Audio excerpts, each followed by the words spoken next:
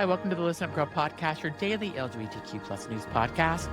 I'm Zach Randles-Friedman, and today is Tuesday, June 9th, 2026, the year day 9 of Pride Month, and today we're looking at the quieter, sharper stuff, the studies, the statements, and the moments that tell you exactly where we stand.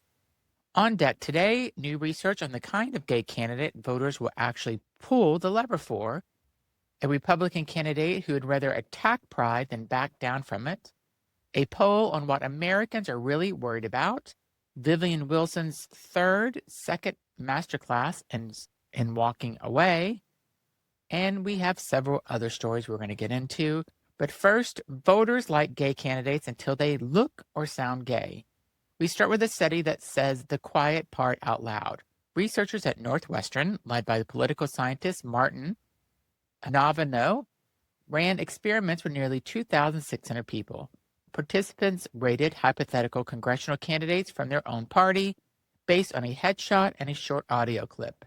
The researchers then quietly adjusted two things separately, whether the candidate was gay and whether the candidate looked or sounded gender nonconforming, softening facial features, raising the pitch of the voice. The finding? American voters have largely stopped penalizing candidates for simply being gay, at least on the Democratic side, but they still penalize candidates who read as gender nonconforming by around about 7 points, and that penalty showed up across both parties. As the researcher put it, on the left, the bias has shifted from don't be gay to don't look or sound gay. So let's sit with that. The closet didn't disappear, it just got a dress code, and the people enforcing it quietly are often the ones who'd swear by their allies. Next, a candidate double downs on Anti-Pride Month. From data to a man who is proudly the data. Jaden McCormick, a Republican candidate in Connecticut, ran in what he himself branded as Anti-Pride Month message. When the backlash came, it came from both sides of the aisle. He didn't walk it back. He doubled down and reportedly dismissed Republican criticizing him as a simply being weak. This is the through line of Pride 2026. We watch governors invent fake holidays and congressmen post and delete. McCormick is just the version of who refuses to hit the delete button. He's betting that open hostility to a celebration of LGBTQ plus people is a winning platform. The good news buried here, the condemnation was bipartisan. Even in this climate, Anti-Pride Month was a bridge too far for a lot of their own party. That tells you something about where the floor actually is. Next story is a new poll on what Americans actually care about. So what brings us to a poll worth keeping in your back pocket?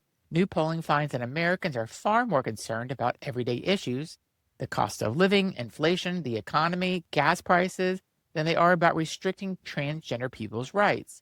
The culture war that dominates so much of airtime and so many campaign ads simply isn't the thing keeping people up at night. Why does this matter? Because the relentless focus on trans Americans isn't coming from groundswell of public demand. It's a choice made by politicians who'd rather look at trans teenagers than look at their own grocery bill. When the people pushing the panic are louder than the people who actually feel it, that's not a movement, that's a strategy, and strategies can be beat. I really don't think anybody other than the select few people in our government are sitting there worried about trans people at nighttime. They're worried about the war that's continuing to push the gas prices up, our grocery bills, how much beef is. I can't believe I just ordered a skirt steak and I cannot believe how much I paid for it. That's what people are worried about. People are worried about their grocery bills. They're not worried about a teen trans person at all.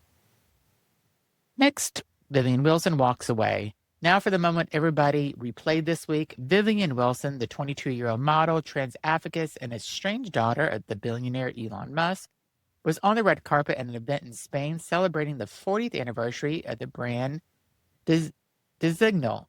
A reporter gesturing to her said, "Your father, the best, no?" Wilson paused, asked him to repeat it, then said, "Okay," turned away and walked away. That's it. No speech, no clapback for the cameras, just a clean exit. And it landed harder than any modelong could have. Wilson has built her own name this Pride season, fronting a Savage ex-affinity campaign with GLAAD, while her father has repeatedly dead-named and misgendered her in public. So when a stranger tried to hand her a compliment about him, she gave him exactly the amount of energy it deserved. Sometimes the most powerful thing you could do to someone is nothing at all. I've seen that clip and I love that she did that. Next, Cara Delevingne claims the word. Staying in the world of famous faces, Cara Delevingne is done letting people define her. In a recent interview, the model and actress says she was now very happy to call herself a lesbian. After years of having that label policed by other people, you know the routine. She's not gay, she's pansexual, but she's dated men. Her answer is essentially yes, and I'm a lesbian now.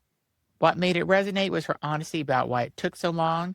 She named her own entire internalized homophobia and said the word herself was something she didn't want to say or admit. And she credited younger queer people for showing her how freeing it can be just to claim it. It's a small thing and a huge thing all at once. Labels aren't a cage. When you choose them yourself, they're a home. Next, Russell T. Davies questions his life's work. So this one is heavier and it's worth hearing fully. Russell T. Davies, the man behind Queer as Folk, It's a Sin, and the modern Doctor Who, gave an interview about his new show, and he said there's something that stopped a lot of people. After decades of fighting to make queer people more visible in media, he said, quote, now I look at myself and I'm an idiot. His point wasn't about being out. It was about the visibility. The whole thing, the whole movement, it's being weaponized against very people is meant to protect. He pointed to the rise of the right and the way hostility online keeps bleeding into the real world. He said he's meeting trans people who live in terror. I don't fully agree with him, and I don't think he fully agrees with himself, but that's what makes it honest. Visibility has never finished the line. It was the door. The fight was always about what we do once everyone can see us, and we're in the middle of the fight right. Our next story that we end with is the Witches of Portland. So with people doing something about it. As the Orange Convicted Felons Administration keeps targeting trans Americans, a lot of trans people and their families have been relocating to safer states, and Portland, Oregon, with its strong legal protection, has become a landing place.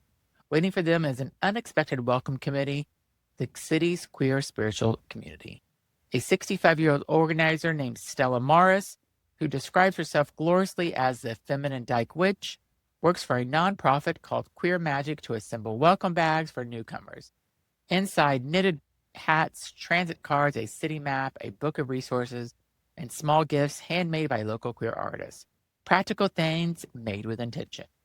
Mars called it meeting the community's needs from a mutual aid ethos. I call it exactly what Pride is supposed to be about. When the system fails, chosen family steps in, sometimes with paperwork, sometimes with a spell, and sometimes with a knitted hat and a note that says, you're home now. That's magic, and that's the whole thing. I love that little story. So that's our stories for today on Tuesday.